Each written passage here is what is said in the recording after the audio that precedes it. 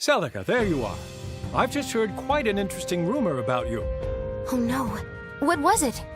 Nothing egregious, of course. Just that you come from a royal bloodline. That's true, Xander.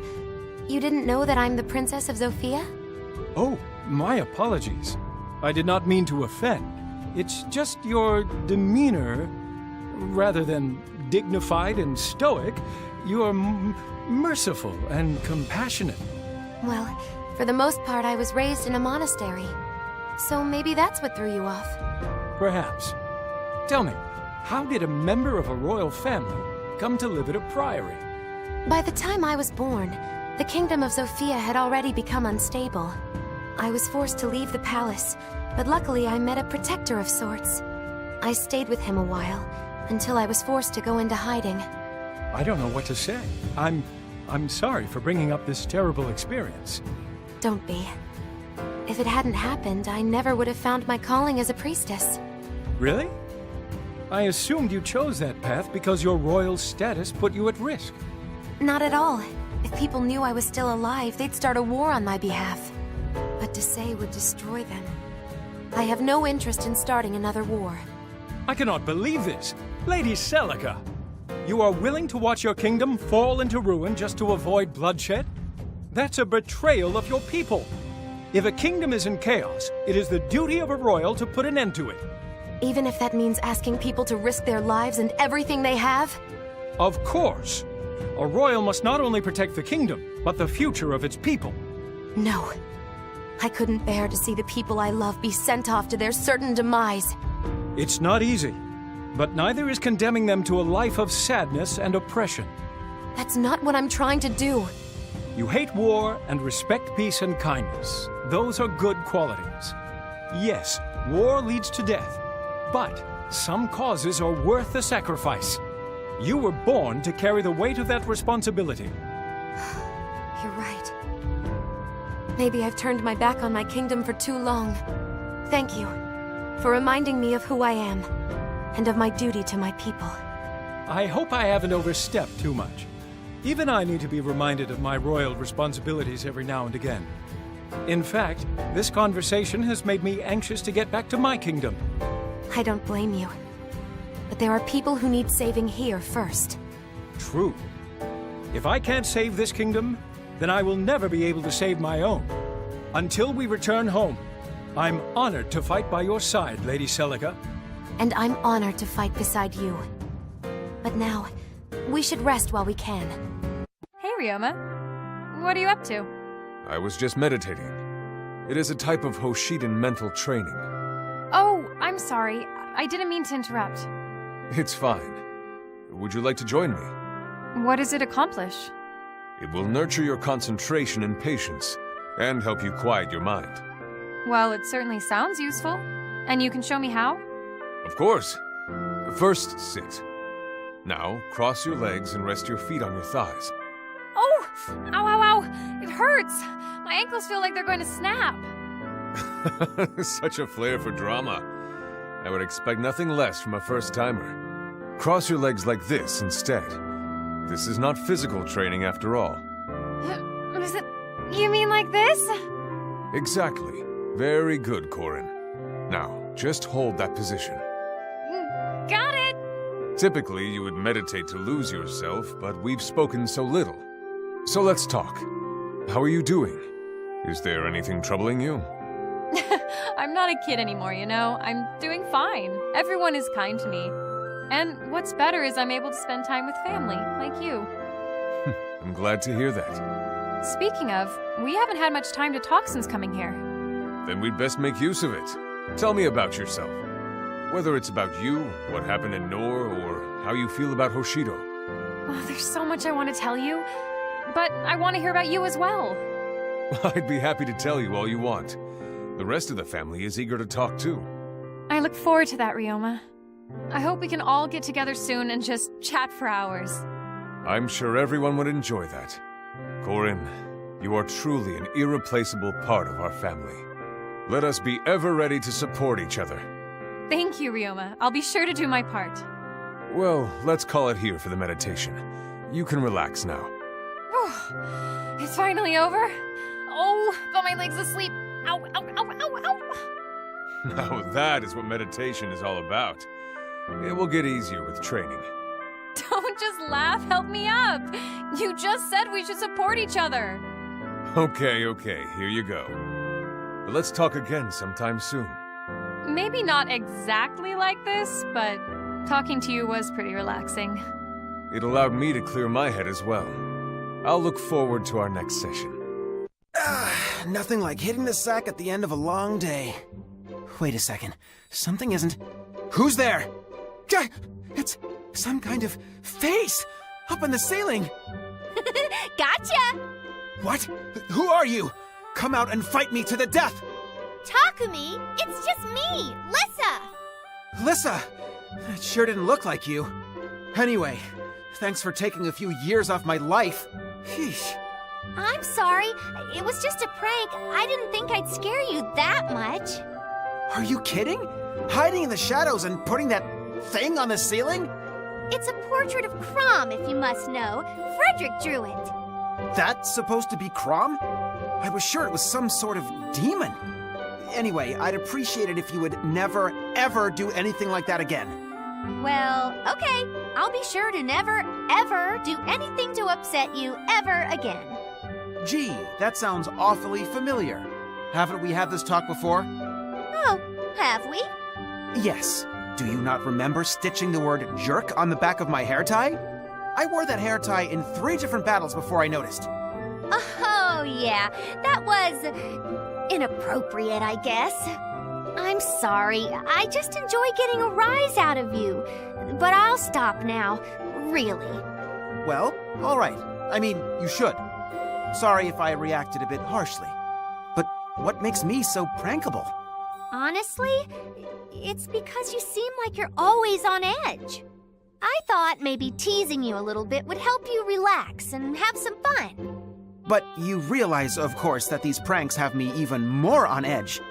I could relax and be friendly with you if I knew nothing terrible would happen. So just try coming up and talking to me next time, okay? I promise I'll be relaxed. All right, Takumi, it's a deal. It's kind of ironic, isn't it? I teased you because you were uptight, but the teasing just made it worse. I'm glad we had this talk. Hey, in a way, my pranks actually did work.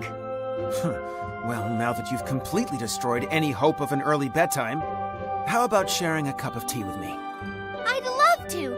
Oh, there was just one other thing. 1 second, all right? I've got to get a kettle of...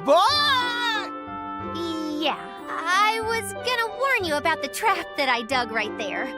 You have to believe me when I say that I set that up before our little talk. Sure. Now help me out of here. Lady Sakura, are these the herbs you were looking for?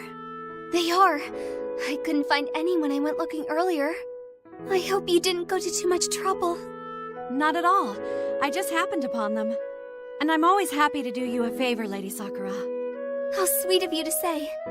You remind me a lot of my retainer, Tsubaki. Really? How so? Well, you do kind of look similar, but it's more than that. It's more like your auras, that's it. You're both so positive. And everyone always talks about what a perfectionist he is. Just like you. I don't know if I'd use the word perfectionist to describe myself. Then there's the fact he's such a hard worker. I don't think I've ever seen him sit idle. It's a little worrying sometimes, the way he pushes himself. It sounds like he holds himself to very high standards. I suppose I can sympathize with that impulse. See? You're not so different. Oh, but that means I have to worry about you too, doesn't it? Not that it's not a good thing to want to be perfect all the time. It's just, if you push yourself too far, you could hurt yourself.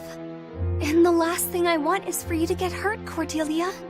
You and Tsubaki both mean so much to me. Lady Sakura, don't get yourself so worked up. I know my own limits. Come to think of it, I had a similar conversation not too long ago. Someone told me that I could learn to ask others for help a bit more often. Of course, being me, I immediately set out to get better at asking for help. But now, thinking back on it, I'm starting to wonder if I kind of missed the point. Maybe a little. I'm sure your friend didn't want you to feel like you had to try even harder. The reason and perhaps your friend want you to reach out to others is not because you need to be perfect. You're perfect the way you are. Oh, Lady Sakura. Thank you. You've cleared a few things up for me. Good thing I found those herbs, huh? Hey, next time you see Tsubaki, you should say the same thing to him. Good idea. I do want him to know how important he is to me. Since he can't be here, I hope you'll consider me a suitable replacement. I have no doubt that you are. But don't overwork yourself, okay? Not on my account. Yes, Lady Sakura. I promise to ask for help if I need it. Happy? Yes, I'll look forward to it. So this is the quality of linen in this world. Whoa, what the? Oh, it's you, Aboro. Sorry to startle you. I was just taking a closer look at the fabrics you have here. Are they really that different from what you have in Hoshido? They're completely different. What material is this made from? The stuff sewn into the inside here. Sorry, but I have no idea. Right. You're a prince. Guess you wouldn't know about... Huh? Did I upset you? I'm sure I can find out what it is. No, it wasn't you. I thought I sensed a Norian nearby, and it bothered me. You looked a little more than just bothered. Yes, well, I can't stand even the presence of a Norian, and I can't always hide it. Oh, I see. I knew you hated them, but not that much. Sorry for the misunderstanding. It's fine. I was just a bit startled by your face. Yeah, well, I've been trying to hide it, but I'm not having much luck. Lord Takumi says we're supposed to be cooperating with the Norians.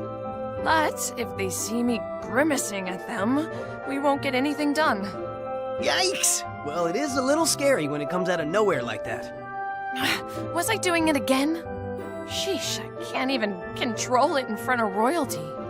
Well, it would be easier on everyone if you could turn it off. Believe me when I say, I'm trying. There's gotta be some way we can keep you from making that face. Just imagine how surprised everyone would be to see you smiling for once. Oh, do you think so?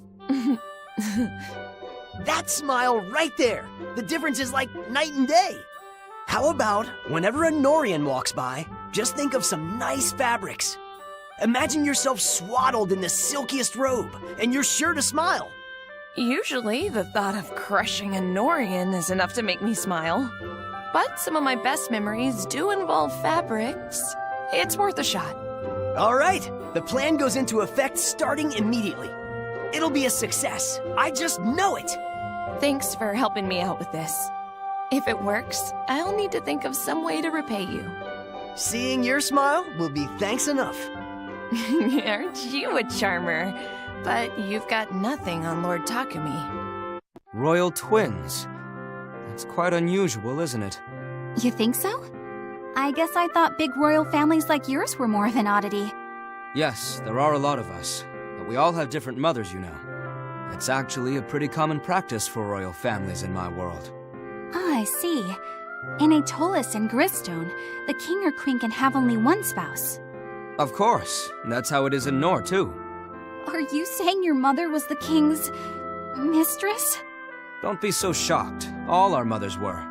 Well, except for Xander's. How do all those mothers live together and still get along? Get along? How optimistic of you. In Nor, even the children of mistresses have a claim to the throne. So our mothers have always competed for the king's affection. You mean it's sibling against sibling, all to see who will inherit the throne? At times it is. I'm sure Atolis has seen some similar conflict. Still, you are the older sibling. I'd assume the throne is yours to take. It's complicated. As the older sister, I do have a bit of an advantage. However, in Atolis, male heirs can be given preference anyway. I'd be relieved to see my brother become king, but he's... hesitant. I've noticed that you two are always encouraging the other to take the throne. To be honest, I'm quite jealous of your situation. But you and your siblings get along so well. My brother and I are constantly biting each other's head off. It doesn't seem that way to me. Maybe you fight because you're willing to be honest with each other. Maybe. Well, I'm jealous too. I've always wanted an older brother or sister. You can have Xander if you want. I'm just kidding. We all like one another, you know, in our own special ways. How could you not? You're all so wonderful. Even you, Leo. That's why I just can't believe it when you say you're all in competition. Things weren't always so great between the children of the King of Nor. You could learn a thing or two about palace intrigue just from the stories. But I'll spare you that. It really doesn't seem like something you'd need here. Are you trying to protect me? So there is a tiny speck of kindness and warmth under that cold exterior. Is that how you see me? Actually, I'll take that as a compliment. I hope we have another chance to talk again soon, Leanna. I'd like to hear more about Aetolis and your cooperative ways. Of course. I'm sure there's a lot we can learn from each other. Hey, Xander, look at those rabbits. I think they're a family. Where? Oh, I see them. I don't think I ever saw those in Nor. Oh, and look at the plumage on that bird. Remarkable. Well, it seems you're becoming quite the naturalist. I guess you could say that. Or I'm just making up for all those years in Nor. You know, this might sound odd given our situation, but I'm happier than ever. I missed so much being trapped in an ancient fortress. I feel different here too. That I wasn't confined in Nor like you were. I am happy to see you in such high spirits. I could say the same thing about you. In Nor, you always looked so dour. Whenever I saw someone with that look, I told them to stop feeling so Xander. Oof, really? I had no idea. I always thought I was in a reasonably good mood. You just always seem to be frowning. Well, I always strove to display an air of dignity. When I was much younger, some visiting dignitaries told me I appeared casual. The implication being that I was not behaving like a firstborn prince. So, your serious demeanor was a reaction to that? I suppose you also must have been exhausted from all your training. In fact, that was because I was hurrying to get to your fortress. You hurried to see me? It wasn't like I was going anywhere. I know you're teasing, Corin, but it is still a sensitive subject for me.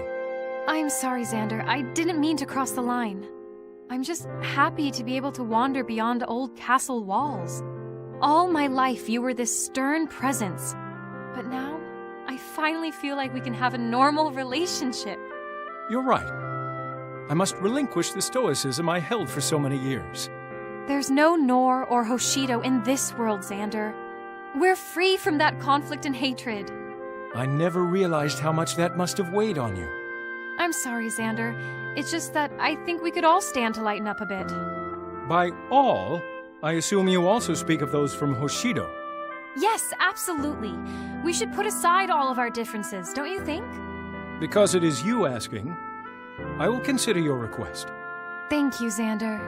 Shall we get started with a quick visit to the Hoshidan tent? You're going to need to give me a little time to get used to this. Oh, come on, brother. What could possibly go wrong?